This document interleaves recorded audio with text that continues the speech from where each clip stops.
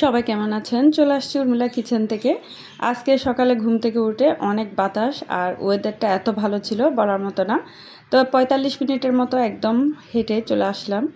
এরপর এসে রেস্ট করে এখানে আমি একটু ময়দার ডো বানিয়ে নিচ্ছি, রুটি বানাবো। আজকে অনেক দিন পর কিন্তু এই সিদ্ধ রুটিটা বানাবো।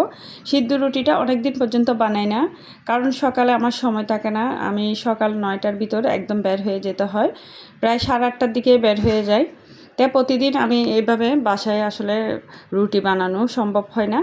পারলে পাউরুটি নিয়ে আসি, মাঝে মধ্যে কিন্তু পরোটাও নিয়ে আসে বাজার থেকে। তো যাই হোক, এখানে আমি রুটির ডোটা করে চুলার উপর রেখে দিলাম, আর কয়েকটা আলু একদম ভালোভাবে ভাজা ভাজা করার জন্য কেটে নিচ্ছি। একদম কেটে তারপর আমি এটা বসিয়ে তারপর ডোটা রেডি করব। এখানে আলু ভাজাটা করে নিচ্ছি। আলু ভাজাটা পেলে আজকে আমার মেয়ে অনেক খুশি হবে, আর আমার অনেক পছন্দের জিনিস। অনেক দিন পর আলু ভাজা দিয়ে সিদ্ধ রুটি দিয়ে খাবো। তো যাই হোক, এখানে আলু ভাজিটা আমি বসিয়ে দিয়েছি পেঁয়াজ কাঁচামরিচ দিয়ে। তারপর একটু সামান্য হলুদের গুঁড়া, সামান্য মরিচের গুঁড়া আর কাঁচামরিচ ফালি দিয়ে দিয়েছি। এরপর এটা হতে থাক, আর এখানে আমি ডোটা রেডি করে নিলাম। ডোর মধ্যে একটু সামান্য তেল দিয়ে দিলে আর ময়দাটা লেগে যায় না হাতের সাথে। তারপর রুটিগুলো আমি বেলে দিচ্ছি। একা হাতে সব কিছু কাজ করতে হয়। এদিকে আমি রুটি বেলতেছি, আবার রুটি ভাজতেছি, সাথে আলু ভাজিও করতেছি। সকাল হলে আসলে অনেক কাজ হয়, আর শুক্রবার হলে তো কথাই নেই, সারাদিন কাজ করতেই হয়। প্রায় শুক্রবারে আমি ঘর ঝাড়া মোছা পরিষ্কার করা সব কিছু আমার হাতেই করতে হয়।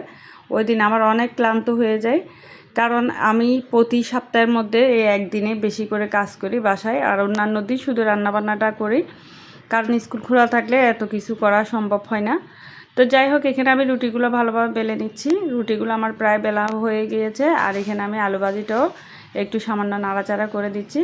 আর একটু ধনিয়া পাতা দিয়ে আলু ভাজিটা আমি নামিয়ে রাখবো। এখন রুটিগুলো আমি একটা একটা করে চুলার উপর দিয়ে ছেঁকে নিচ্ছি। এটা আমার হয়ে গেছে, তারপর আমি এখানে বসিয়ে দিলাম। তো এই যে রুটিগুলো দিয়েছি, দেখেন কি সুন্দর রুটিগুলো ফুলতেছে। এরকম সিদ্ধ রুটি খেতে কার কার পছন্দ অবশ্যই কমেন্টসে জানাবেন। আর আমার তো অনেক পছন্দ, অনেক দিন পরে সিদ্ধ রুটিটা খাচ্ছি। এক সময় এই সিদ্ধ রুটিটা খেতে খেতে আর খেতে ইচ্ছে করতো না।